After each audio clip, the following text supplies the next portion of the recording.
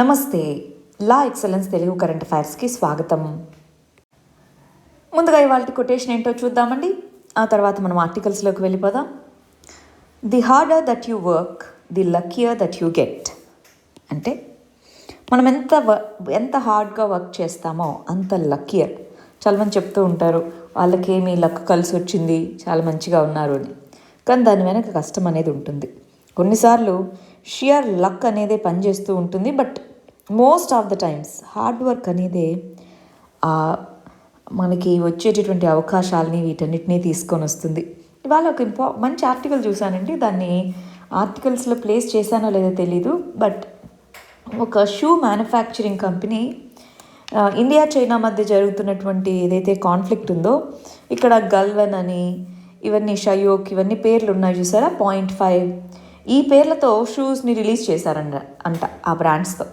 అంటే అది యాక్చువల్గా అక్కడ జరుగుతుంది క్రైసిస్. ఇప్పుడు మనం ఫేస్ చేస్తున్నది కోవిడ్ క్రైసిస్. కానీ దీంట్లో కూడా ఒక ఆపర్చునిటీ ఉంటుంది. ఒక బిజినెస్ ఏదైనా సరే, బిజినెస్ ఆపర్చునిటీ కానీ ఇంకొకటైనా సరే. సో అక్కడ ఆ పర్సన్ కంపెనీ యొక్క సేల్స్ చాలా పెరిగాయి. అంటే ఆ వ్యక్తి లక్కీయర్ అని కాదు, ఆ ఆలోచన, ఆ వర్క్ అనేటటువంటిది అనమాట. అట్లా సో హార్డ్ వర్క్ లక్ని కూడా తీసుకొని రాగలదు. కానీ ఊరికే మోటు పద్ధతిలో చేసుకుంటూ వెళ్ళడం కాదు, ఒక రైట్ డైరెక్షన్లో ఒక పద్ధతిలో చేయాలి. సరే, ముందుగా నేను ఇచ్చినటువంటి ప్రిలిమ్స్ క్వశ్చన్స్కి ఆన్సర్స్ ఏంటో చూసి ఆ తర్వాత మనం ఆర్టికల్స్లోకి వెళ్ళిపోదామండి. OPEC, organization of petroleum exporting countries. OPEC members ఏవి కాదో చెప్పండి అన్నారు. ఇక్కడ మలేషియా అనేది ఒపెక్ మెంబర్ కాదు, ఒపెక్ ప్లస్లో ఉంది. అంటే ఈ 14 ఒపెక్ దేశాలు కాకుండా ఎక్స్ట్రాగా యాడ్ అయిన దేశాల్లో మలేషియా ఉంది, ఒపెక్ దేశంలో లేదు. So answer C. అయితే మన స్టూడెంట్ ఒక డౌట్ అడిగారు, ఒపెక్లో 15 దేశాలు కదా, మీరు 14 అని చెప్పారు ఏంటి అని చెప్పేసి. 15 దేశాలు ఉండేవండి, దాంట్లోంచి ఈక్వెడార్ అనే కంట్రీ బయటికి వెళ్ళిపోయింది. అందువల్ల 14 కంట్రీస్ ప్రస్తుతానికి ఉన్నాయన్నమాట. అది దాని మీనింగ్. సరే, రెండో క్వశ్చన్కి వచ్చేసేయండి. ఇది చాలా డైరెక్ట్ క్వశ్చన్ అండి. డిటిహెచ్ సర్వీస్ గైడ్లైన్స్కి సంబంధించి ఏవి కరెక్టో చెప్పన్నారు. లైసెన్స్ ఫీ అనేది 10% నుంచి 8%కి రివైజ్ చేయడం జరిగింది, అవునా కాదా? ఎస్. లైసెన్స్ పీరియడ్ని 10 నుంచి 20 సంవత్సరాలకు పెంచారు. ఎస్. ఎఫ్డిఐ ఆటోమేటిక్ రూట్ ద్వారా 100%కి పెంచారు. ఎస్. 3 కరెక్టే కాబట్టి ఆన్సర్ డి 1, 2, 3. మనం నిన్న అంటే సండే రోజు మనం మధ్యలో ఒక 1 వీక్ గ్యాప్ వచ్చింది, గుర్తుందా? దానికి సంబంధించిన వీడియో రికార్డ్ చేసి అప్లోడ్ చేయడం జరిగిందండి. 12th నుంచి 20th వరకు ఏవైతే ఇంపార్టెంట్ ఆర్టికల్స్ ఉన్నాయో వాటన్నిటిని ఒక వీడియోలో రికార్డ్ చేసి మన ఛానల్లో అప్లోడ్ చేశాము. ఒకవేళ ఎవరన్నా చూడని వాళ్ళు ఉంటే చూడండి. ఇవాళ మనం 28th మరియు 27thకి సంబంధించిన ఇంపార్టెంట్ ఆర్టికల్స్ చూడబోతున్నాం. ఫార్మర్స్ ఇష్యూ, దీనికి సంబంధించి ఎవ్రీడే మనం లాస్ట్ 1 month నుంచి దీని రిలేటెడ్ ఆర్టికల్స్ చూస్తూనే ఉన్నాము. ఇక్కడ మనం ఒక్కసారి అసలు ఏంటి ఫార్మ్ బిల్స్కి సంబంధించి ఫార్మర్స్ యొక్క డిమాండ్స్ ఏంటి, ప్రొటెస్ట్ ఏంటి అని చూద్దాం. మనం నిన్నటి ఆర్టికల్స్లోనూ అంతకుముందు ఆర్టికల్స్లోనూ ప్రతిరోజు చూస్తూ వస్తున్నవే ఒకసారి క్విక్గా రివిజన్ చేసేసుకుందాం, ఏంటి ఆ బిల్స్కి సంబంధించిన క్రిటిసిజం అని. ఇక్కడ చూడండి, స్టేట్స్ ఎనాక్ట్ చేయాల్సింది. యాక్చువల్గా షెడ్యూల్ 7 కింద మనకి స్టేట్ లిస్ట్లో ఉంది అగ్రికల్చర్. సో స్టేట్ డొమైన్లోకి వచ్చినట్టు. స్టేట్స్ అనేటటువంటి మార్కెట్ ఫీజు ఇవి పోతుంది. కాంట్రాక్ట్స్ అనేటటువంటి లీగల్ అసిస్టెన్స్ ఇవన్నీ కావాలి. సో చిన్న సన్నకారు ఫార్మర్స్ ఎంతవరకు ఇవి చేయగలరు, ఇది మనకి ఒక ఇంపార్టెంట్ ఇష్యూ. చాలా డెఫినేషన్స్లో క్లారిటీ లేదు. టిల్లర్ ఎవరు, షేర్ క్రాపర్ ఎవరు, వీటన్నిటికీ సంబంధించి సో అదొక ప్రాబ్లంగా ఉంది. ఒకవేళ కాంట్రాక్ట్ ఫార్మింగ్లో స్పాన్సర్ ఇదిగో క్వాలిటీ ఇవి బాగాలేవు అని చెప్పి కాంట్రాక్ట్ చేసుకున్నా క్లాస్లో కొనుక్కోవడం మానేయచ్చు, అప్పుడు ఏ విధంగా ఉంటుంది. ఇదిగో థర్డ్ పార్టీ అంటే ఏంటి, ఇప్పుడు ఎవరు చెప్తారు ఈ క్వాలిటీ బాగుందా లేదా, మీరు ఇదే క్వాలిటీతో కొనుక్కుంటామన్నారు, ఇవన్నీ ఎవరు చెప్పాలి? థర్డ్ పార్టీ అంటాం. మరి వాళ్ళు సర్టిఫై చేయాలన్నమాట. మరి వాళ్ళ మీద అసలు ఎటువంటి రెగ్యులేషన్ లేదు. ఒకవేళ ఫార్మర్స్కి ఏమైనా ఇష్యూస్ ఉంటే గ్రీవాన్స్ రిడ్రెసల్కి సబ్ డివిజనల్ మ్యాజిస్ట్రేట్ చూస్తారు అని చెప్పారు. సో దాని నుంచి నెక్స్ట్ లెవెల్ అప్పీల్ అనేటటువంటిది లేదు. సో అదొక ప్రాబ్లంగా ఉంది. ఎక్స్ట్రాడినరీ సర్కామ్స్టాన్సెస్ వీటన్నిటిలోనూ, ఎక్స్ట్రాడినరీ ప్రైసెస్ వీటన్నిటిలోనూ మరి ఫార్మ్ లాస్కి కొన్ని ఎక్సెప్షన్స్ అని చెప్పడం జరిగింది. మరి వీటన్నిటికీ క్లియర్ డెఫినేషన్స్ అనేవి లేవు. వీటన్నిటితో పాటు ఎంఎస్పీకి లీగల్ ఇది ఇవ్వండి, లీగల్ ప్రొటెక్షన్ ఇవ్వండి, ఇలాగా చాలా పాయింట్స్తో ఫార్మర్స్ ప్రొటెస్ట్లు చేస్తూ ఉన్నారు. నెక్స్ట్ ఆర్టికల్ సైన్స్ అండ్ టెక్నాలజీకి సంబంధించిందండి. దీంట్లో ఒక టాస్క్ ఫోర్స్ని గవర్నమెంట్ అనేటటువంటిది అపాయింట్ చేయడం జరిగింది. నేషనల్ టాస్క్ ఫోర్స్ అంటున్నాం. ఈ నేషనల్ టాస్క్ ఫోర్స్కి రిలేటెడ్గా మరి కోవిడ్-19 మీద అపాయింట్ చేసిన ఈ టాస్క్ ఫోర్స్ ఏం చెప్పింది అన్నటువంటిది ఇప్పుడు మనం చూడాలి. ఎందుకు అపాయింట్ చేశారు? ఇంతకీ కొత్త స్ట్రెయిన్ అనేటటువంటిది వచ్చింది అన్నారు. చాలా కంట్రీస్లో దాని రిలేటెడ్గా కొన్నిట్లో లాక్డౌన్స్ కూడా విధించడం జరిగింది. సో ఆ కంటెక్స్లో ICMR Indian council of medical research అనేటటువంటిది మీటింగ్ని ఆర్గనైజ్ చేయడం జరిగిందనమాట. దాంట్లో NTF అనేటటువంటి చెప్పిన కొన్ని పాయింట్స్ ఏంటి, ఇక్కడ మనం కొన్ని కీ టర్మినాలజీ నేర్చుకోవాలి. సైన్స్ అండ్ టెక్నాలజీ రిలేటెడ్గా కొన్ని టర్మ్స్ ఉన్నాయి ఈ ఆర్టికల్స్లో. సో అవేంటో ఫస్ట్ చూసేసి వీళ్ళు ఏం చెప్పారు అన్నది చూద్దామండి. ఫస్ట్ ఇక్కడ హోల్ జీనోమ్ సీక్వెన్సింగ్ అంటున్నాం. ఫస్ట్ జీనోమ్ అనే పదానికి మీనింగ్ ఏంటి? ఒక ఆర్గానిజం దాంట్లో ఉండేటటువంటి కంప్లీట్ సెట్ ఆఫ్ జీన్స్. ఒక ఆర్గానిజంలో DNA అనేటటువంటి దాంట్లో ఏ జీన్స్ ఉంటాయి, సో ఆ జీన్స్ సెట్ ఆఫ్ జీన్స్ మొత్తాన్ని కంప్లీట్గా మనం కలిపి జీనోమ్ అని అంటాము. ఆ జీనోమ్ అంటే సెట్ ఆఫ్ జీన్స్, కంప్లీట్ జీన్స్ని సీక్వెన్స్ చేయడం. సో ఇది అని ఐడెంటిఫై చేయడం అనమాట. సో ఆ విధంగా జీనోమ్ సీక్వెన్సింగ్ అనేది చేయాలి. హోల్ జీనోమ్ సీక్వెన్సింగ్ చేయడం ద్వారా ఇక్కడ NTF ఏం చెప్పింది అంటే, హోల్ జీనోమ్ సీక్వెన్స్ చేయడం ద్వారా అసలు ఏ వైరస్ స్ట్రెయిన్ అనేటటువంటిది బాడీలో ఇన్ఫెక్ట్ అయిన వాళ్ళలో ఉంది అని తెలుసుకోవచ్చు. అదొకటి. ఓవరాల్గా ఇండియాలో ఆల్రెడీ ఇంతకుముందే మనకు తెలుసు 6 స్ట్రెయిన్స్ ఆఫ్ వైరస్ ఉంది అని మనకు తెలుసండి, ఇలా ఉంది అని. కానీ వీటిలో ఇప్పుడున్నటువంటి ఏది ఎక్కువ ట్రాన్స్మిషన్ రేట్స్ను ఉంది. సో ఓవరాల్గా వీటన్నిటి మీదనూ సర్వీలియన్స్ పెట్టాలి. ఇప్పుడు నార్మల్గానే వైరాలజీలో వైరస్ అంటే అది మ్యూటేట్ అవుతుంది అన్నటువంటిది ఒక ఇంపార్టెంట్ పాయింట్. టెక్నాలజికల్ మనకి సైంటిఫిక్గా చూస్తే వైరస్ మ్యూటేట్ అవ్వడం అన్నది కామన్ ఫినామినానే. ఫర్ ఎగ్జాంపుల్ HIV ఇప్పటి వరకు ఎందుకు అసలు వ్యాక్సిన్ లేదండి? ఎందుకంటే ఆ వైరస్ చాలా త్వరగా మ్యూటేట్ అవుతూ ఉంటుందన్నమాట. అందువల్ల దానికి వ్యాక్సిన్ అనేటువంటిది లేదు. సో అలాగే నార్మల్గా అయినా సరే వైరస్కి మ్యుటేషన్ అనేది చాలా ఈజీగా అవుతూ ఉంటుంది. ఎందుకని? వైరస్ తనంతట తానుగా రెప్లికేట్ అవ్వలేదు, వేరే వాళ్ళ బాడీలోనే అది రెప్లికేషన్ అవ్వగలదన్నమాట. సో ఆ వైరల్ మ్యూటేషన్ ఏదైతే ఉందో ఆ మ్యూటేషన్కి సంబంధించి మరి అది జరుగుతూనే ఉంటుంది కాబట్టి కొత్త స్ట్రెయిన్స్ రావడం కామన్. వాటిని ఎంతవరకు ఉంచాలి ఏంటి? Next genomic surveillance. ఓవరాల్గా పీపుల్లో ఎంతమందిలో ఈ కొత్త స్ట్రెయిన్ ఉంది అని చెప్పి సర్వీలియన్స్ చేపట్టాలి. దానికి సంబంధించినటువంటి ఒక డేటాబేస్ని తయారు చేయాలి. దాని తర్వాత అసలు ఈ వ్యాక్సిన్స్, ప్రస్తుతం ఉన్నటువంటి వ్యాక్సిన్స్ దీని మీద పనికొస్తాయా లేవా అన్నది ప్రస్తుతానికి మనకు క్లారిటీ లేదండి. ప్రస్తుతం ఉన్నటువంటి స్ట్రెయిన్ అయితే ఇప్పుడు తయారు చేస్తున్న వ్యాక్సిన్ దాని మీద కూడా ఎఫెక్టివ్గా ఉంటాయి. కానీ ఒకవేళ దాంట్లో ఇంకా ఎక్కువ మార్పులు వస్తాయి, ఎంత ఎఫిషియన్సీ ఉంటుంది అన్నది క్వశ్చనబుల్ అనమాట. ప్రస్తుతానికి క్వశ్చనబుల్, మనకు తెలియదు, కంక్లూజివ్గా తెలియదు.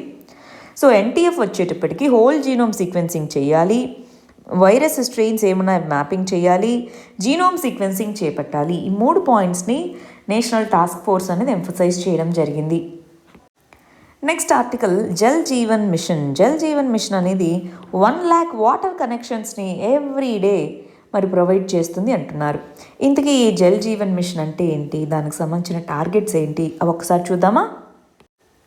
గమనించండి, మనకి ఇంతకుముందు national rural drinking water programme అని ఉండేదండి. ఈ నేషనల్ రూరల్ డ్రింకింగ్ వాటర్ ప్రోగ్రామ్ని పేరు మార్చి మనం జల్ జీవన్ మిషన్ అని ఇప్పుడు పిలుస్తున్నామన్నమాట. 2019లో దీని పేరుని జల్ జీవన్ మిషన్గా పేరు మార్చారు. ఇంతకుముందు మనకి national rural drinking water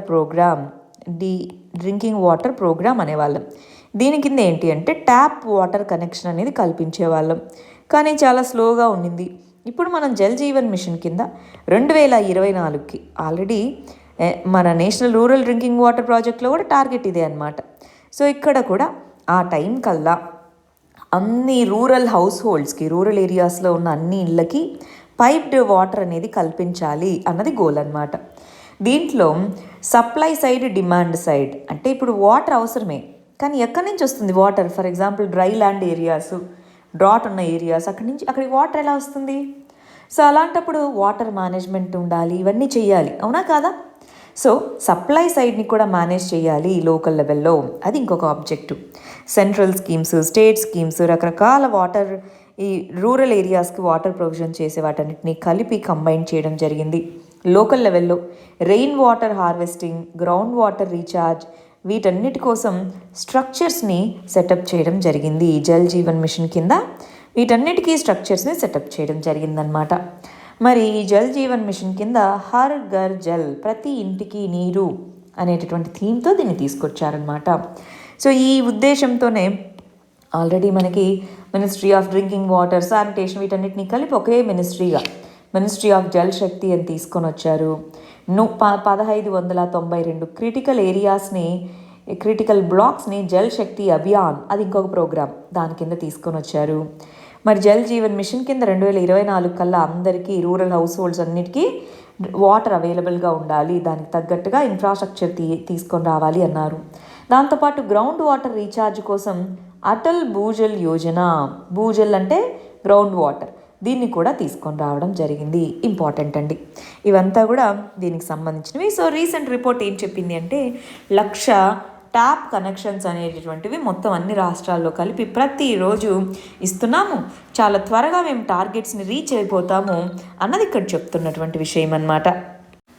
next article వచ్చేటప్పటికి పాలిటీలో చదువుకుంటామండి. ఇక్కడ అమర్త్య సేన్ గురించి కానీ ఆయన ఇంటి గురించి కానీ ఇదంతా కాదు, దాని వెనకాల ఉన్న థీమ్ ఏంటి అన్నది చూద్దాం. అసలు ఏం జరిగిందో చెప్తాను చూడండి. వెస్ట్ బెంగాల్లో మనకి అటు బీజేపీ మరియు తృణమూల్ కాంగ్రెస్, మనం పొలిటికల్ పార్టీస్ నేమ్స్ ఇవి రాయం ఎగ్జామ్లో, బట్ మీకు అర్థం అవ్వడం కోసం చెప్తున్నాను. వీటి మధ్య బాగా గొడవలు జరుగుతూ ఉన్నాయి. రీసెంట్గా జేపీ నడ్డా మన యూనియన్ మినిస్టర్, సో ఆయన మీద కూడా అటాక్స్ జరిగాయి. ఇలా బాగా కాంట్రవర్సీ జరుగుతున్నటువంటి టైంలో అమర్త్య సేన్ ఉన్నటువంటి ఇల్లు 50 years బ్యాక్ ఉన్నటువంటిది, 50 years నుంచి అది కట్టే ఉందన్నమాట. 50 yearsగా ఉంటున్నటువంటి ఆ హౌస్ ఏదైతే ఉందో అది ఆ ల్యాండ్ యూనివర్సిటీకి సంబంధించింది. ఇలా గొడవలు జరిగాయి. దాంతో మమతా బెనర్జీ మీరేం బాధపడకండి, మేము ఉన్నాం మీతో అన్నట్టుగా లెటర్ రాయడము, ఇట్లా బాగా గొడవలు జరుగుతున్నాయి. సో అక్కడ ఆ గొడవలు ఏంటి అన్నదానికంటే కూడా సెంటర్ స్టేట్ రిలేషన్స్ అసలు ఎలా ఉండాలి, డిఫరెంట్ పొలిటికల్ పార్టీస్ ఉంటాయి అన్నది మన కాన్స్టిట్యూషన్లో మనకు తెలిసినటువంటి విషయమే. ఎందుకని ఇండియాలో మల్టీ పార్టీ సిస్టమ్ని కాన్స్టిట్యూషన్ ప్రమోట్ చేస్తుంది. సో అలాంటప్పుడు మల్టిపుల్ పార్టీస్ ఉంటాయి. సెంటర్ స్టేట్స్లో డిఫరెంట్ పార్టీస్ ఉండొచ్చు, కానీ అవి కాన్ఫ్లిక్ట్కి దారితీయకూడదు. షార్ట్ టర్మ్ ఎలక్టోరల్ అంటే పొలిటికల్ కన్సర్న్స్ అన్నటువంటివి లాంగ్ టర్మ్ గవర్నాన్స్ని మరియు సెంటర్ స్టేట్ రిలేషన్స్ని ఓవరాల్గా దెబ్బతీసేలాగా ఉండకూడదు. పార్టీ ఫ్యూడ్స్ ఉంటాయి, కానీ అవి లాంగ్ టర్మ్ ఇంట్రెస్ట్ని దెబ్బతీసేలాగా ఉండకూడదు. అది మనం ఇక్కడ తెలుసుకోవాల్సిన విషయం. నెక్స్ట్ ఆర్టికల్, ఫస్ట్ వేవ్ అనేది ఎండ్ అయిపోయినట్టేనా ఇండియాలో అన్నట్టుగా ఈ ఆర్టికల్ అండి. మీరు ఒకసారి ప్రాక్టికల్గా గమనించి చూడండి. ఎగ్జామ్ సెంటర్స్ దగ్గర కానివ్వండి, చాలా చోట్ల హైజీన్ మెయింటైన్ చేస్తున్న వాళ్ళు, సోషల్ డిస్టెన్సింగ్ మెయింటైన్ చేస్తున్న వాళ్ళు చాలా తక్కువ, మాస్కులు వాడుతున్న వాళ్ళు చాలా తక్కువ, కానీ స్ప్రెడ్ అవ్వట్లేదు. మీరు గమనించుంటే అంతగా స్ప్రెడ్ అవ్వట్లేదు. మరి అలాంటి కంటెక్స్లో ఫస్ట్ వేవ్ ఆఫ్ వైరస్ అయిపోయినట్టేనా అన్నటువంటిది క్వశ్చన్గా వచ్చినప్పుడు ఏం చెప్తాం మనము? ప్రస్తుతానికి ఫస్ట్ వేవ్ కంప్లీట్లీ ఎండ్ అయిపోయిందని మనం చెప్పలేం, అలాగని ఇంతకు ముందు ఉన్నంత యాక్టివ్గా ఉంటుంది అని మనం చెప్పలేం కదా. సో అలాంటి కంటెక్స్ట్లో మన జాగ్రత్తలో మనం ఉండడం అనేది ఇంపార్టెంట్. నెక్స్ట్ ఆర్టికల్ వచ్చేటప్పటికి ఈ 2020లో ఇండియా మరియు మన పొరుగు దేశాలు నైబర్హుడ్, సో ఏ విధమైన రిలేషన్స్ని కలిగి ఉన్నాయి ఏంటి అన్న కంటెక్స్లో ఈ ఆర్టికల్ అనమాట. ఇండియా అండ్ ఇట్స్ నైబర్హుడ్ అంటున్నారు. దీనికి సంబంధించి అసలు మనకి నైబర్హుడ్, మన మ్యారీటైమ్ బౌండరీ, ఇప్పుడు మాల్దీవ్స్, శ్రీలంక ఇవన్నీ మ్యారీటైమ్ బౌండరీ, మిగిలినవి land boundary, Pakistan, Afghanistan, China, Bangladesh, Myanmar, ఇలాగా మ్యారీటైమ్ బౌండరీ, ల్యాండ్ బౌండరీ ఉన్న కంట్రీస్ మన చుట్టూ ఉన్నాయి. వీటిలో మనం ఒక్కొక్క కంట్రీ గురించి చూసుకోగలిగితే ఏ విధమైన రిలేషన్స్ ఉన్నాయి అంటే 3 కంట్రీస్తో మనకి కాన్ఫ్లిక్ట్ ఎక్కువగా ఉందండి. పాకిస్తాన్, చైనా, నేపాల్, ఈ 3తోనైనా ఇయర్ ఎక్కువ కాన్ఫ్లిక్ట్స్ అనేటటువంటి వచ్చింది మనకి. సో ఈ 3టికి సంబంధించి కొన్ని విషయాలు ఇక్కడ తెలుసుకుందాం. అయితే ఈ కంటెక్స్ట్లో ఆ 3 చూసే ముందు ఇండియా అనేటటువంటిది ఫారిన్ పాలసీ రిలేటెడ్గా 3 ఛాలెంజెస్ని ఫేస్ చేయడం జరిగిందనమాట. అవి ఏమేమి ఛాలెంజెస్? ఒకటి కోవిడ్-19, దాని ద్వారా వచ్చినటువంటి ప్రాబ్లమ్స్. రెండోది వచ్చేటప్పటికి LAC దగ్గర చైనాతో వచ్చిన కాన్ఫ్లిక్ట్. మూడోది సౌత్ ఏషియాలో మరి గ్రిప్ కోసం చాలా కంట్రీస్ ప్రయత్నిస్తూ ఉన్నాయి. సౌత్ ఏషియాలో గ్రిప్ కోసం, సౌత్ ఏషియాలో ఎస్పెషల్లీ యుఎస్ఏ అనేటటువంటిది, యుఎస్ఏ, జపాన్ ఇవి వాటి ఇన్ఫ్లుయెన్స్ పెంచుకోవడానికి ప్రయత్నిస్తూ ఉన్నాయి. చైనాతో ఏమో ఎల్ఏసీ దగ్గర గొడవ, ఒకవైపు ఏమో ఎకనామికల్గా కోవిడ్-19. ఈ 3 ఛాలెంజెస్ని మనం ఫేస్ చేసాం. మనకి తెలిసే ఉంటుంది, చైనాతో మనకి ఈ OBOR, one belt one road అనేది చైనా యొక్క ప్రాజెక్ట్. దాంట్లో మనం మెంబర్గా లేము. సాగర్ అనే ప్రాజెక్ట్ ఏంటి అంటే maritime countries security and growth for all in the reason అంటున్నాం. సాగర్ అనే ఇనిషియేటివ్ కింద మనం మిగిలిన కంట్రీస్తో కోఆర్డినేట్ చేసుకుంటున్నాం. ఏంటిది ఇంతకీ? మనకి ఇండియన్ ఓషన్ రీజన్లో ఉండేటటువంటి కంట్రీస్తో కోఆపరేట్ చేసుకోవడానికి సాగర్ అనే ఇనిషియేటివ్ని తీసుకొచ్చామన్నమాట. దాని కింద మనము PPE కిట్స్ని సప్లై చేయడం కానీ, ఇలాగా కోవిడ్ టైంలో కోవిడ్ డిప్లొమసీ అంటారు. అయితే కోవిడ్ డిప్లొమసీలో ఇండియానే కాదు, అటు చైనా కూడా యాక్టివ్గా ఉండింది. చైనా దగ్గర చాలా అప్పులు తీసుకున్నాయి ఇవన్నీ. సో ఆ అప్పుల్ని కొన్ని రోజులు పోస్ట్పోన్ చేయడము, ఇట్లా ఇండియా చైనా 2 కోవిడ్ డిప్లొమసీని బాగా మొదలుపెట్టాయి. నేబర్హుడ్ ఫస్ట్ పాలసీకి ప్రాబ్లమ్స్, చైనాతో బార్డర్ కాన్ఫ్లిక్ట్, నేపాల్తో మరి కాలపాని ఇక్కడ కాన్ఫ్లిక్ట్, పాకిస్తాన్తో ఎప్పటికీ ఉన్నటువంటి మన కాన్ఫ్లిక్ట్స్, వీటితో పాటు మనకి శ్రీలంక, నేపాల్ ఇవన్నీ కూడా కొంత చైనా వైపుగా మొగ్గు చూపడం, ఇలాగ నేబర్హుడ్ ఫస్ట్ పాలసీలో మనకు కొన్ని ప్రాబ్లమ్స్ అయితే ఫేస్ చేశాం. మరి సార్క్ వచ్చేటప్పటికి as a group Covid start అవ్వగానే కోవిడ్ ఫండ్ అన్నాము, కానీ దీంట్లో కోఆపరేషన్ తక్కువే ఉంది. క్వాడ్ అనే గ్రూపింగ్లో యాక్టివ్గా ఉన్నాము. క్వాడ్ అనే గ్రూపింగ్ కింద USA ఇవన్నీ కూడా సౌత్ ఏషియాలో వాళ్ళ యొక్క స్ట్రాంగ్ హోల్డ్ని పెంచుకోవడానికి ప్రయత్నించాయి. మనము ఓకే అన్నట్టుగా చూసాం, కానీ దాన్ని ఏం పెద్దగా క్రిటిసైజ్ చేయలేదన్నమాట. సో ఈ విధంగా మన ఫారిన్ పాలసీ ఈ టైంలో ఉండింది. ఇవి 3 ట్రైఫాక్టా అంటే 3 ఛాలెంజెస్ అన్నమాట, అవి ఫేస్ చేసాం. నెక్స్ట్ ఆర్టికల్ వచ్చేటప్పటికి ఎకానమీకి సంబంధించిందండి. ఎకనామిక్ రికవరీ ఎలా ఉంది అన్న కంటెక్స్ట్లో రీసెంట్గా మనకి RBI చెప్పినటువంటి ఫిజికల్ స్టెబిలిటీ రిపోర్ట్ కానీ వీటన్నిటిలోనూ మనకి తెలిసినటువంటిది ఏంటి, ఇయర్ అయితే గ్రోత్ రేట్ అనేటటువంటిది మరి 0.0 ఇట్లాంటి పర్సంటేజ్లో ఉంటుంది ఈ క్వార్టర్ 3 కూడా. సో పెద్దగా ఇంప్రూవ్మెంట్స్ అనేవి ఉండవు అని చెప్తున్నారు. కాకపోతే ఇక్కడ మనం తెలుసుకోవాల్సిన విషయం ఏంటి అంటే 2019లో కూడా గ్రోత్ స్లోడౌన్ బాగా అయిందండి. 2019-2020 యొక్క ఓవరాల్ గ్రోత్ రేటు 4.23 ఆ రేంజ్లో ఉండింది. సో ఇప్పుడు 2020-21కి సంబంధించి గ్రోత్ రేట్ అనేది ఒక కోవిడ్-19 కాదు, దానికి ముందున్న ఫ్యాక్టర్స్ కూడా ఇంపాక్ట్ చూపిస్తూ ఉంచాయి. కోవిడ్-19తో సడన్గా పడిపోయింది. సో ఇలాంటి కంటెక్స్లో మనం 2 సైడ్ల నుంచి మెజర్స్ తీసుకోవాలి. ఒకటి డిమాండ్ సైడ్ ఫ్యాక్టర్స్, అక్కడే గవర్నమెంట్ స్పెండింగ్ పెరగాలి.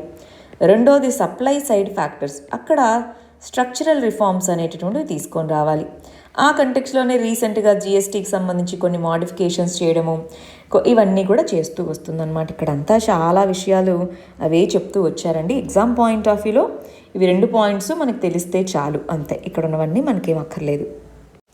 Next article new Covid variant అంటున్నారు. సో ఇందాక మనం ఫస్ట్ ఆర్టికల్లో చదువుకున్నాం చూసారా, మ్యూటేషన్ అనేది సాధారణం, వైరసెస్లో మ్యూటేషన్ అనేది సర్వసాధారణం.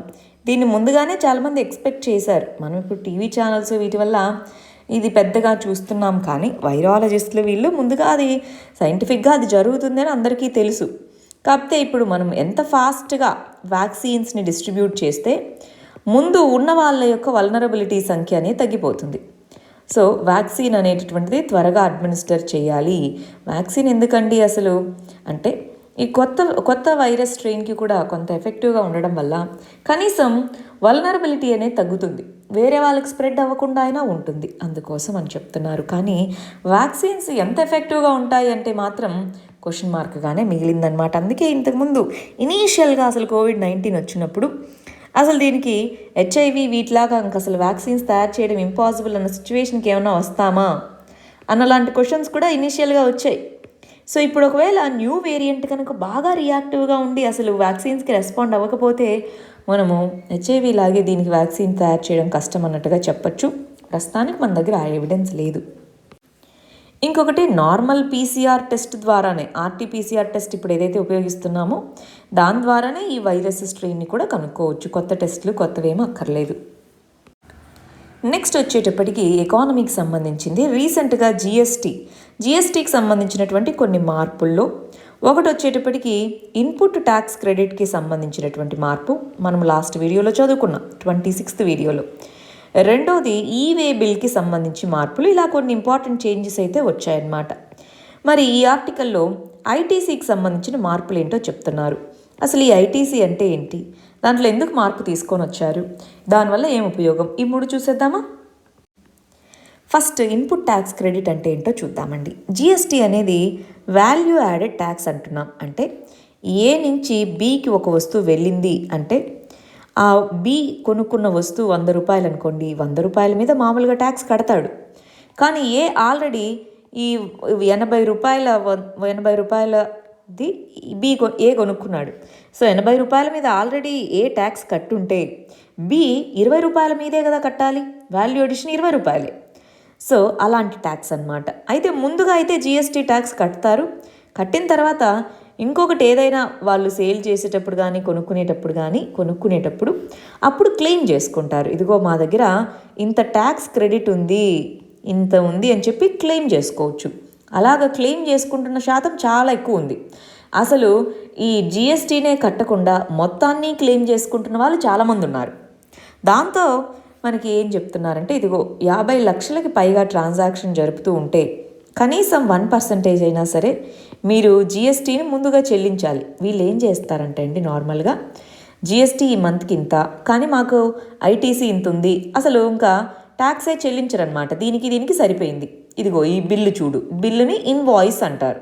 ఇన్వాయిస్ ఇది చూడు అని చెప్పేసి దీనికి సరిపోయిందని చెప్తూ ఉంటారు. అయితే ఇక్కడ మంచిదే, సరిపోయింది అంటే ట్యాక్స్ స్ట్రక్చర్ అలానే.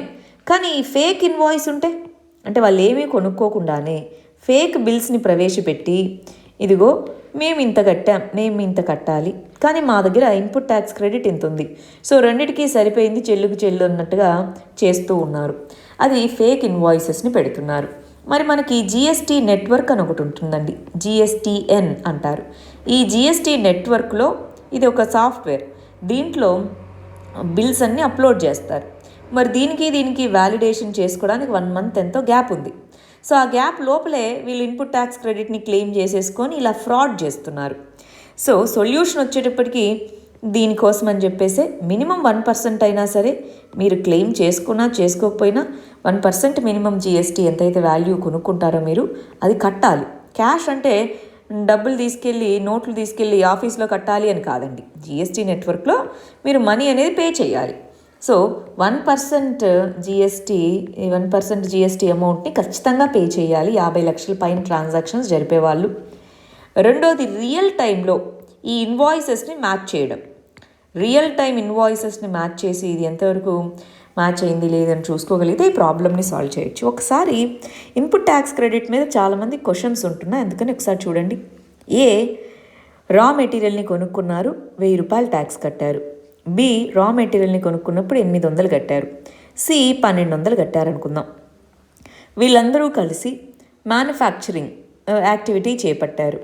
సో దాని తర్వాత వచ్చిన అవుట్పుట్ మీద మొత్తం 4500 ట్యాక్స్ వచ్చింది. సో అప్పుడు ఓవరాల్గా ఇన్పుట్ ట్యాక్స్ క్రెడిట్ ఎంత? ఈ మ్యానుఫ్యాక్చరింగ్ ప్లాంట్, ఫర్ ఎగ్జాంపుల్ ఇది డి అనే మ్యానుఫ్యాక్చరింగ్ ఫెసిలిటీ అనుకోండి. సో ఈ డీకి ఆల్రెడీ అతను కొనుక్కున్నటువంటి రా మెటీరియల్ హోల్డర్స్ ఇన్పుట్స్ దగ్గర ఎంత ఉంది? 3000 రూపీస్ ఆల్రెడీ ఉంది. సో ఇప్పుడు ఎంత ట్యాక్స్ కట్టాలి ఎఫెక్టివ్గా? 4500, దాంట్లోంచి 3000 తీసేస్తే 1500 మాత్రమే కట్టాలి. సో ఈ 3000 రూపాయలని ఇన్పుట్ ట్యాక్స్ క్రెడిట్ అని మనం పిలుస్తామండి. నెక్స్ట్ ఆర్టికల్ వచ్చేటప్పటికి తెలంగాణ అనేటటువంటిది రెగ్యులేటెడ్ ఫార్మింగ్ని విత్డ్రా చేసుకోవడం అన్నారు. ఇది మనకి టీఎస్ ఎగ్జామ్స్కి ప్రిపేర్ అయ్యే వాళ్ళు బాగా చూసుకోవాలి.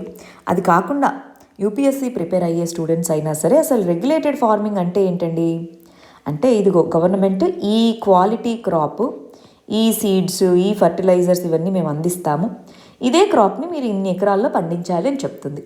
ఫైనల్గా మేము ప్రొక్యూర్ చేసుకుంటాము, అలాంటి పాలసీని తీసుకొని వచ్చారు. ఒక సీజన్ చేశారు, కానీ అప్పటికే చాలా బర్డెన్ అనిపించింది.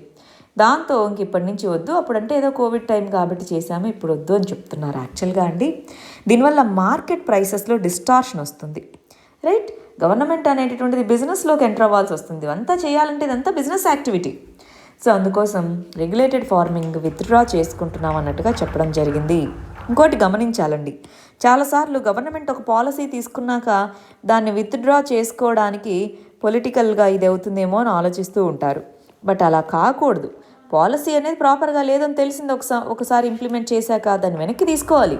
ఎందుకంటే పబ్లిక్ మనీ అనేది వేస్ట్ అయిపోతుంది లేకపోతే అలానే ఉంచితే. సో వెనక్కి తీసుకోవడం కూడా కొన్నిసార్లు మంచిదే, right? Next article science and టెక్నాలజీకి సంబంధించింది. వ్యాక్సిన్ ట్రయల్స్ అని అంటున్నారు. సో నెక్స్ట్ వచ్చే కొన్ని వారాల్లో మరి మన ఇండియాలో ఉండేటటువంటి కొన్ని vaccine companies emergency vaccine trials or emergency vaccine use అంటున్నాం, ఈవియు అని. సో దీనికి అప్లై చేయబోతున్నాయి. భారత్ బయోటెక్ యొక్క కోవాక్సిన్ కానీ ఇవన్నీ, సీరం ఇన్స్టిట్యూట్ ఆస్ట్రాజెనకా వ్యాక్సిన్ ఇవన్నీ కూడా. సో మరి అలాంటి టైంలో గవర్నమెంట్ అనేటటువంటిది ఏ విధమైన మెజర్స్ తీసుకోవాలి ఏంటి, దీనికి సంబంధించి 2 ఆర్టికల్స్ ఉన్నాయండి. మన government CoWIN IT platform, CoWIN అనే ఒక ప్లాట్ఫామ్ని, కంప్యూటర్ ప్లాట్ఫామ్ తీసుకొచ్చింది. దాంట్లో డేటా ఎంట్రీ మొత్తం అనమాట. అసలు ఎవరికి ఎప్పుడు ఇస్తున్నారు, డేట్ ఏంటి, టైం ఏంటి, వాళ్ళకి ఎవరు బెనిఫిషియరీస్, వాళ్ళకి సంబంధించిన ఇన్ఫర్మేషన్ ఏంటి, వాళ్ళకి వ్యాక్సిన్ ఇచ్చిన తర్వాత ఎటువంటి సిమ్టమ్స్ ఉన్నాయి, ఇలాంటిది మొత్తం మేనేజ్ చేసేటటువంటిది. దీన్నే డ్రై రన్ అంటున్నారు. అన్ని స్టేట్స్లోనూ ఒకటేసారి చేయట్లేదండి. ఫస్ట్ 4 స్టేట్స్లో ఆంధ్రప్రదేశ్, అస్సాం, గుజరాత్, పంజాబ్ వీటిలో దీన్ని ప్రయోగించబోతున్నారని చెప్తున్నారు. దీని రిలేటెడ్గా అసలు వ్యాక్సిన్ పాలసీ ఎలా ఉండాలి ఏంటి అన్న దాని గురించి ఇంకొక ఆర్టికల్ కూడా ఉంది, అది చూద్దామా? ఇక్కడ చూడండి, వ్యాక్సిన్ అనేటటువంటిది రెడీ అయిపోతుంది కదా. గవర్నమెంట్ 300 మిలియన్ డోసెస్ అనేటటువంటి మిలియన్ డోసెస్ రెడీగా పెట్టుకున్నాయని చెప్తున్నారు. అంటే సుమారుగా నెక్స్ట్ వచ్చే కొన్ని మంత్స్లో 20% పాపులేషన్ వాళ్ళలో ఫస్ట్ వచ్చేటప్పటికి health care workers, doctors, nurses వీళ్ళకి. సో హెల్త్ కేర్ వర్కర్స్కి ఫస్ట్ వ్యాక్సిన్ ఇవ్వాలి. ఎల్డర్లీ పాపులేషన్ 50 సంవత్సరాల పైబడిన వాళ్ళకి ఎక్కువ వాళ్ళకి ప్రిఫరెన్స్ ఇవ్వాలి, ఎల్డర్లీకి ఇవ్వాలి. ఇది ప్రిఫరెన్స్గా పెట్టుకుందనమాట. అయితే ఇక్కడ మనం గమనించాలి, కోవిడ్ వ్యాక్సిన్ ఫస్ట్ ఒకసారి ఇచ్చి కొన్ని వారాల తర్వాత ఇంకొక సెకండ్ డోస్ అనేది ఇవ్వాలన్నమాట. ఫస్ట్ డోస్, సెకండ్ డోస్ అనేది కంపల్సరీ. సో అంటే 300 మిలియన్ అంటే దానికి డబుల్ కావాలి ఇప్పుడు, అంటే 600 మిలియన్ డోసెస్ కావాలి. కాకపోతే ఇండియాలో చాలా కంపెనీస్, ఫార్మా కంపెనీస్ వ్యాక్సిన్ని తయారు చేసే ఉన్నాయి, వాటి నుంచి కొనుక్కుంటుంది.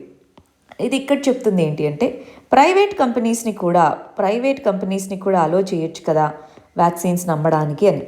సో ప్రైవేట్ కంపెనీస్ని వ్యాక్సిన్స్ అమ్మడానికి అలో చేస్తే ఏమవుతుంది, ఒకటి దాని యొక్క డిస్ట్రిబ్యూషన్ పెరుగుతుంది, కరెక్టే.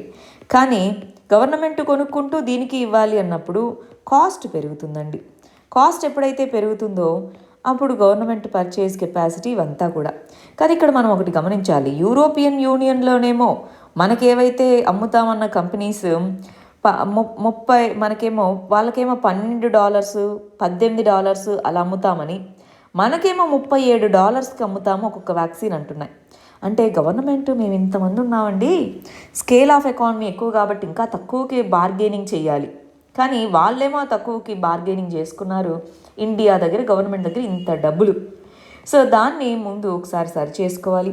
ప్రైవేట్ కంపెనీస్ని అలో చేయాలన్నట్టుగా ఈ ఆర్టికల్లో చెప్తున్నారు. బట్ నా పర్సనల్ ఒపీనియన్ అయితే ప్రైవేట్ కంపెనీస్ని అలో చేస్తే బాగా డబ్బులున్న వాళ్ళు వెళ్ళి వేయించుకుంటారండి వ్యాక్సిన్, ఏమో కాదనట్లేదు. కానీ దాని ప్రైస్ పెరుగుతుంది ఆర్టిఫిషియల్గా.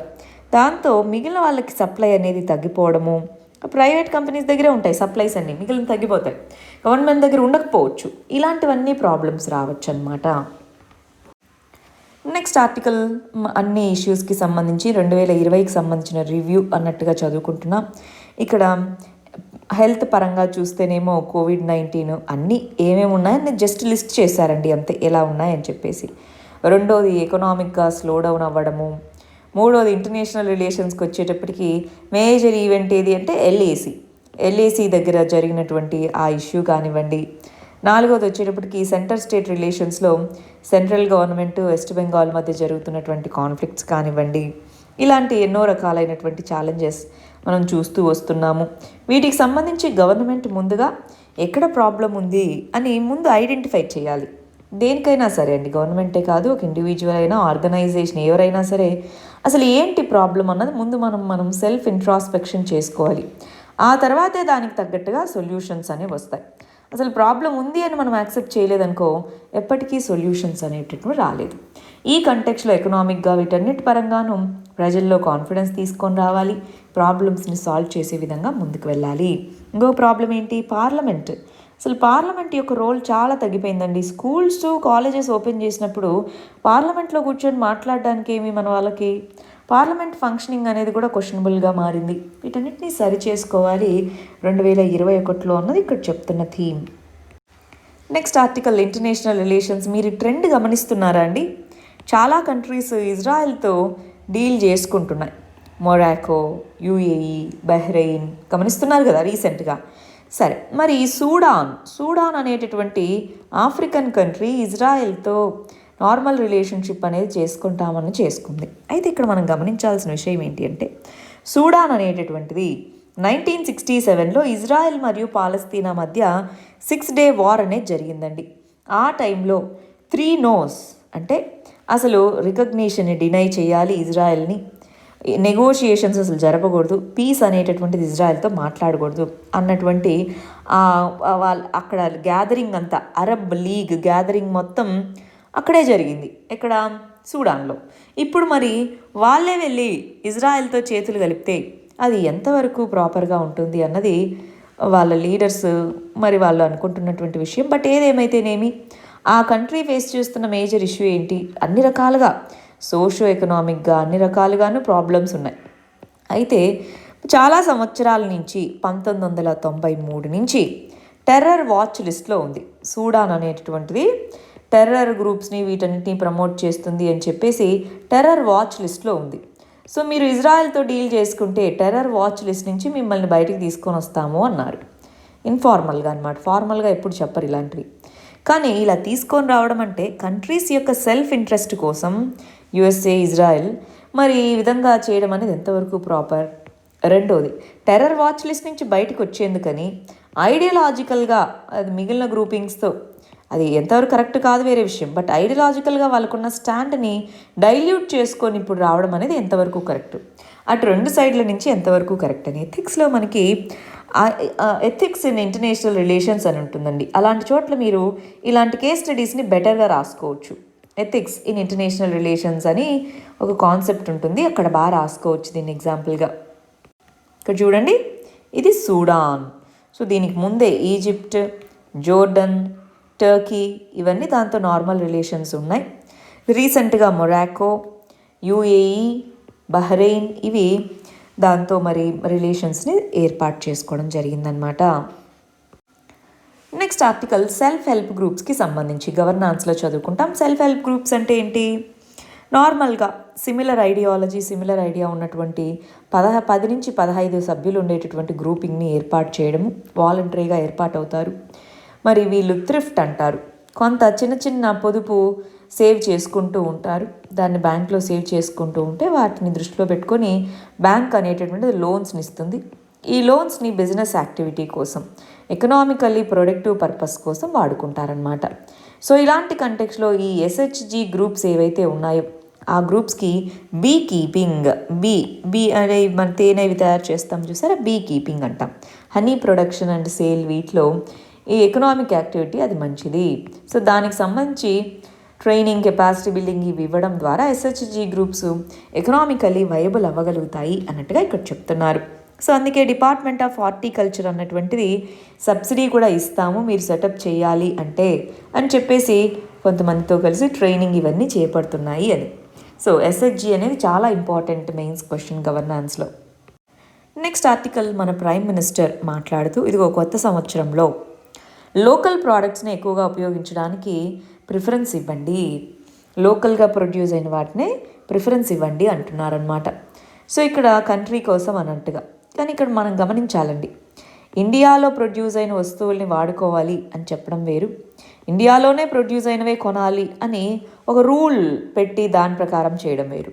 ఇక్కడ ఇది జస్ట్ ఒక వాలంటరీగా మనల్ని మనం యాక్షన్ తీసుకోమని అడగడం మాత్రమే, అంతేకాని కంపల్సరీగా ఇదే చేయాలి అన్నటువంటిది అయితే ఏమీ లేదు. ఇంతకుముందు చాలామంది దీన్ని ఇంపోర్ట్ సబ్స్టిట్యూషన్ ఇలాంటి పాలసీస్తో కంపేర్ చేస్తూ ఉన్నారు. ఎకానమీలో ఇంపోర్ట్ సబ్స్టిట్యూషన్ అనేటటువంటి చదువుకున్నామా మనము. మనం క్లోజ్డ్ ఎకానమీగా ఉన్నప్పుడు 1950s నుంచి 1991 ఈ ఎకనామిక్ రిఫార్మ్స్ ఇంప్లిమెంట్ చేసే వరకు ఇంపోర్ట్ సబ్స్టిట్యూషన్ అంటే ఇంపోర్ట్స్ బదులు లోకల్గా ప్రొడ్యూస్ అయిన వాటినే వాడాలి అని చెప్పేసి. సో ఇలాంటి పాలసీ ఇది అంటున్నారు. కాకపోతే ఇదేమో మ్యాండేటరీ, ఇక్కడ ఇది కంపల్సరీ కాదు, ఇది వాలంటరీ. అది తెలుసుకోవాలి. లోకల్ ప్రోడక్ట్స్ని ఎంకరేజ్ చేయాలి, కానీ ఏవి క్వాలిటీ ఏవి మనకి యూజ్ అయ్యేలాగా ఉంటే వాటిని వాడడం అనేది నార్మల్గా మనం చూస్తున్న ట్రెండ్ అనమాట. నెక్స్ట్ ఆర్టికల్, మణిపూర్లో inner line permit. Inner line permit అనేటటువంటిది సెంటర్ యొక్క బిగ్గెస్ట్ గిఫ్ట్గా చెప్తున్నారనమాట. ఇంతకీ ఇన్నర్ లైన్ పర్మిట్ అంటే ఏంటి, దానికి సంబంధించిన విషయాలు ఏంటి ఒకసారి చూద్దామా. ఒకసారి నార్త్ ఈస్ట్ రీజన్ చూడండి. ఇది మన అస్సాం, అరుణాచల్ ప్రదేశ్, నాగాల్యాండ్, మణిపూర్, ఇది మిజోరాం, ఇది త్రిపుర అన్నమాట. సో ఇవి మనకి నార్త్ ఈస్టర్న్ కంట్రీస్. బ్రిటిష్ వాళ్ళు ఉన్న టైంలో బెంగాల్ ఈస్టర్న్ ఫ్రాంటియర్ రెగ్యులేషన్ చట్టం అనేది ఉందన్నమాట. దీని కింద ఏంటి అంటే ఈ ఫ్రాంటియర్ రీజన్ ఏదైతే ఉందో ఇక్కడికి ఎవరైనా వెళ్ళాలి అంటే పర్మిషన్ మ్యాండేటరీ. వాళ్ళు సిటిజన్ ఎవరైనా సరే, ఇండియా ఇండిపెండెన్స్ వచ్చాక కూడా మనం దీన్ని తీసుకున్నాం. ఇంతకుముందు బ్రిటిష్ సబ్జెక్ట్స్ అని ఉండేది చట్టంలో. ఇండియన్ సిటిజన్ ఎవరైనా సరే వాళ్ళు వెళ్ళాలన్నా సరే పర్మిషన్ కావాలి. సో దాన్ని ఇన్నర్ లైన్ పర్మిట్ అంటూ వచ్చాం. సో ఇంతకుముందు 3 రాష్ట్రాలకే ఉండేవి, అరుణాచల్ ప్రదేశ్, నాగాల్యాండ్, మిజోరాం. ఎందుకని బ్రిటిషర్స్ చెప్పిందైతే ఇదిగో అక్కడున్న ఇండిజినస్ కల్చర్స్ని వాటన్నిటిని ప్రొటెక్ట్ చేయడానికి, బయట వాళ్ళు అక్కడికి వెళ్ళి ప్రాపర్టీస్ కొనుక్కొని అక్కడే మొత్తం కల్చర్ మార్చకుండా ఉంటారు కాబట్టి అని. కానీ అసలైన విషయం ఏంటి అంటే కమర్షియల్ ఇంట్రెస్ట్, అక్కడ కమర్షియల్ ఇంట్రెస్ట్ అనేటటువంటిది ఉంది. ఇండిపెండెన్స్ తర్వాత కూడా ఇండిజినస్ పీపుల్ ప్రొటెక్షన్ అన్న మీనింగ్తో పేరుతో మరి ఈ ఇన్నర్ లైన్ పర్మిట్ అనేది ఇంప్లిమెంట్ చేస్తూ వచ్చాం. కానీ మణిపూర్ అంది మేము కూడా ఈ బార్డర్, ఫ్రాంటియర్ అంటే బార్డర్, సో ఈ స్టేటే కదా మాకు కావాలి అన్నారు. సో లాస్ట్ ఇయరే మణిపూర్కి ఈ ఫ్రాంటియర్ స్టేటస్ అనేది కల్పించడం జరిగింది, రైట్. సో మనం వెళ్ళాలన్నా సరే మనం ఒక బార్డర్ పాస్ లాంటిది ఉంటుంది, అది తీసుకొని వెళ్ళాలన్నమాట. నెక్స్ట్ ఆర్టికల్ ఇంటర్నేషనల్ రిలేషన్స్కి సంబంధించింది. ఆఫ్ఘనిస్తాన్లో పీస్ టాక్స్ అనేటటువంటివి మళ్ళీ రెజ్యూమ్ అవుతాయి. దోహా అనేటటువంటి ప్లేస్లో మనకి ఆఫ్ఘనిస్తాన్లో ఉండేటటువంటి తాలిబాన్ అనేటటువంటి గ్రూపు, యుఎస్ఏకి సంబంధించినటువంటి అఫీషియల్స్ వీళ్ళు మీట్ అయ్యి, ఎందుకంటే యుఎస్ఏ ఆఫ్ఘనిస్తాన్లో వార్కి అని వెళ్ళింది, అప్పటి నుంచి అలానే ఉందన్నమాట 2001 నుంచి. సో అది ఎగ్జిట్ అవ్వాలి అని ప్రయత్నిస్తూ ఉంది. దాంతో తాలిబాన్తో డీల్ చేసుకుంది ఆల్రెడీ, దోహా డీల్ అంటాం. కానీ తాలిబాన్స్ వైలెన్స్ మాత్రం మారలేదు. ఇలాంటి కంటెక్స్లో ఫైనల్గా ఎలాగ ఇంప్లిమెంట్ చేయాలి, ఎలాగ యుఎస్ఏ కంప్లీట్గా బయటికి రావాలి అన్నదానికి సంబంధించి పీస్ టాక్స్ అనేటటువంటివి ఇంకా జరుగుతూ ఉన్నాయి, అవి రెజ్యూమ్ అయ్యే అవకాశం ఉంది అన్నట్టుగా చెప్తున్నారు. నెక్స్ట్ మనం నిన్న ఇచ్చినటువంటి మన క్వశ్చన్కి మన వాళ్ళు ఎలా ఆన్సర్ రాస్తారో చూద్దామా. ఎంఎస్పి అనేటటువంటిది సస్టైనబుల్ అగ్రికల్చర్ వైపుగా మూవ్ అవ్వడానికి మనం దాన్ని రివైజ్ చేయాలా ఇండియాలో అన్నట్టుగా క్వశ్చన్ అడిగాం. రీసెంట్లీ ఎంఎస్పిని ఒక చట్టంగా మార్చాలని డిమాండ్ చేశారు. అసలు ఎంఎస్పిని ఎందుకు రివైవ్ చేయాలి? Very good. ఏ విధంగా దాన్ని రివైవ్ చేయాలి? గుడ్ అండి, బాగా రాశారు. ఇక్కడ ఒక ఇంపార్టెంట్ విషయం గమనించాలి. ఎప్పుడూ కూడా సైడ్ హెడ్డింగ్స్ వాడడము, ఇవన్నీ మెథడ్స్ బాగా గమనించండి. సైడ్ హెడ్డింగ్స్ వాడడము, మనం రాస్తున్నటువంటి పాయింట్స్కి సపోర్టివ్ ఆర్గ్యుమెంట్స్ రాయగలగడము. ఫర్ ఎగ్జాంపుల్ ఇక్కడ చూస్తే ఎకనామిక్ సర్వే అని వాడారు, దీన్ని మనం సపోర్టివ్ ఆర్గ్యుమెంట్ అంటారు. ఇక్కడ ఇలాంటివి రాస్తుంటారు కదా, అప్పుడు మీరు ఏదైనా ఒక రిపోర్ట్ కానీ ఏదైనా ఉంటే రాయండి. సో సపోర్టివ్ ఆర్గ్యుమెంట్స్ అనేటటువంటివి వాడడము, సైడ్ హెడ్డింగ్స్ అనేటటువంటివి పెట్టుకోవడం అనేది మంచి వే ఆఫ్ రైటింగ్. వాటితో నీట్గా మనకి క్లారిటీ వస్తుంది. సరే ఇక్కడ చూడండి, ఎంఎస్పి క్యాలిక్యులేషన్లో ఓన్లీ ఇన్పుట్ కాస్ట్ వీటిని మాత్రమే కన్సిడర్ చేస్తాము, ఎకలాజికల్గా వీటన్నిటిని కన్సిడరేషన్ తీసేయము. ఎంఎస్పిని ఎందుకు రివైవ్ చేయాలి అన్నటువంటిది ఇక్కడ మీరు గుర్తుంచుకోవాల్సినటువంటి విషయం ఏంటండి, ఓన్లీ సస్టైనబుల్ అగ్రికల్చర్ అన్నది దృష్టిలో పెట్టుకొని రాయాలి. మేజర్లీ దాని డైమెన్షన్స్ ఇక్కడ మీకు ఉండాలి. అర్థమవుతుంది? ఎంఎస్పిని ఓవరాల్గా ఎందుకు రివైవ్ చేయాలి అన్నది కాదు, సస్టైనబుల్ అగ్రికల్చర్ని దృష్టిలో పెట్టుకొని ఎందుకు రివైవ్ చేయాలి అంటే మీరు రాయాల్సింది ఎన్విరాన్మెంటల్ డైమెన్షన్స్ మేజర్గా రాసి, ఇవన్నీ కావాలంటే మెన్షన్ చేయొచ్చు, బట్ మేజర్ డైమెన్షన్ ఇది. సో ఒకసారి స్కోప్ అన్నది చూసుకుంటారా, జాగ్రత్తగా గమనించాలి ఇంకొంతగా, రైట్. ఆ తర్వాత వే ఫార్వర్డ్ ఏంటి అని రాశారు, ఇక్కడ బాడీలో కొంత మార్చాలి. నెక్స్ట్ ఇండియా అనేటటువంటిది ట్రాపికల్ రీజన్ వీటిలో ఉండడం జరిగింది. క్రాప్ ఇవంతా ఉంది. సో ఇక్కడ ఇంట్రొడక్షన్ అనేది గమనిస్తున్నారా? ఇంట్రొడక్షన్ అనేది చాలా లెంగ్తీ అయిపోయింది. సో ఇలాంటి కంటెక్స్లో మనము ఇదిగో ఇంట్రొడక్షన్ 2-3 లైన్స్ ఉంటుంది. ఆ తర్వాత బాడీ మీరు ఎక్కువ ఫోకస్ చేయాలి. సో ఇక్కడ మీరు చూసుకుంటే ఇదిగో ప్రాబ్లమ్స్ ఏంటి అని రాశారు. మరి ఎప్పుడైనా స్ట్రక్చర్ చూడండి, ఇంట్రొడక్షన్ క్లియర్గా ఉండాలి. బాడీ ఇక్కడికి వచ్చేటప్పటికి ఎంఎస్పిలో ఉన్న ప్రాబ్లమ్స్ ఏంటి, దాంట్లో ఎండింగ్కి వచ్చేటప్పటికి ఏమేమి సొల్యూషన్స్ చేయొచ్చు, ఫైనల్గా కంక్లూజన్ ఏంటి. ఈ స్ట్రక్చర్ మీరు ఫాలో అవ్వడానికి ప్రయత్నించండి. మీరు రాస్తూ వచ్చే కొద్దీ ఇంప్రూవైజేషన్ అవుతూ వస్తుందన్నమాట. నెక్స్ట్, పెరుగుతున్న జనాభాకి దీనికో అసలు ఎంఎస్పి అనేది గ్రీన్ రెవల్యూషన్ టైంలో తీసుకొచ్చింది. దీంట్లో కొన్ని సమస్యలు అనేటటువంటివి ఉన్నాయి. ఆ సమస్యలను వాటిని అధిగమించడానికి ఏమేమి చెయ్యాలి అన్నటువంటిది. సో ఎందుకు అసలు అధిగమించాలి, ఆవశ్యకత ఏంటి అని రాశారు. చూడండి, ఇక్కడ ఎక్కువగా మీరు రాస్తున్నదంతా కూడా సస్టైనబుల్ అగ్రికల్చర్ని దృష్టిలో పెట్టుకొని రాయాలండి. అంటే ఎక్కువ ఫోకస్ అనేది ఎన్విరాన్మెంటల్ డైమెన్షన్కి ఇచ్చే విధంగా చూసుకోండి. నెక్స్ట్, సస్టైనబుల్ అగ్రికల్చర్ ట్రెండ్ని దృష్టిలో పెట్టుకోమంటున్నారు. సో ఎంఎస్పి పాలసీ అన్నారు, ఎందుకు అవసరము అన్నట్టుగా పాయింట్స్ అన్నీ ఇక్కడ వరకు రాశారు. 6 పాయింట్స్ రాశారు. ఫార్మర్ సూసైడ్స్, ఇదిగో క్రాప్ డైవర్సిఫికేషన్ లేదు, ఇవన్నీ దీంట్లో ఇందాక చెప్పినట్టు ఎన్విరాన్మెంటల్ డైమెన్షన్. సస్టైనబుల్ అగ్రికల్చర్ అనేది ఎన్విరాన్మెంటల్ డైమెన్షన్ నుంచి ఇక్కడ అడగడం జరిగింది. దాన్ని దృష్టిలో పెట్టుకోండి. ఏం చేయాలి అన్నది కూడా మీరు దీని డైమెన్షన్ని దృష్టిలో పెట్టుకొని రాయగలగాలి. రైట్? సరే, మరి ఇవాళ మన క్వశ్చన్ నేబర్హుడ్ పాలసీ గురించి.